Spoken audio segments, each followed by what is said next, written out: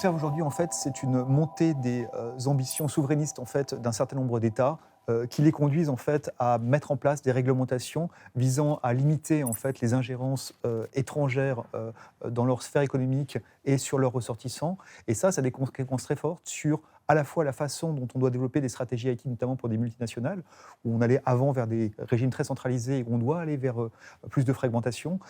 Et en même temps, ça a des impacts en fait, sur la nature des protections qu'on met en place pour défendre nos filiales opérant dans ces pays. Si je rebondis, en fait, aujourd'hui, le nerf de la guerre, c'est la donnée. Et donc, on parle de plus en plus de souveraineté parce que les données appartiennent à celui qui l'a produit, donc aux entreprises et aux administrations. Effectivement, on parle de souveraineté de la donnée, mais en fait, souveraineté de la donnée, au lieu de partir sur des problématiques de souveraineté technologique, la question qui se pose davantage aujourd'hui, c'est comment je garde malgré tout et en toutes circonstances le contrôle des informations que je produis et dont j'ai besoin, indépendamment du site sur lequel elles sont stockées et donc indépendamment du fournisseur chez lesquels je les héberge. Et donc du coup, pour protéger ce savoir, on a effectivement ces problématiques de réglementation internationale qui commencent à poindre. On en voit qui arrivent en Chine, on en voit qui arrivent en Europe, on en voit qui sont aux États-Unis. Ce qui amène de plus en plus finalement vers une sorte de régionalisation de l'Internet.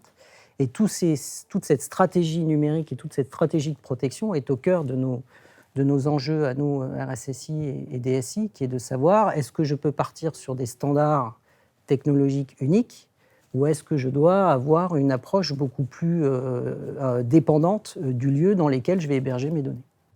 Ce qu'il est important aussi pour les entreprises françaises, en fait, c'est de bien prendre conscience qu'il y a des batailles qui se jouent en ce moment sur les réglementations et les discussions sont ouvertes en fait avec les régulateurs. Et il est important de prendre sa part en fait dans ces discussions pour pouvoir faire peser en fait le poids de la France dans ces discussions internationales de façon à nous aussi jouer notre rôle dans la volonté de souveraineté numérique qu'on peut porter en France. Agir pour ne pas subir.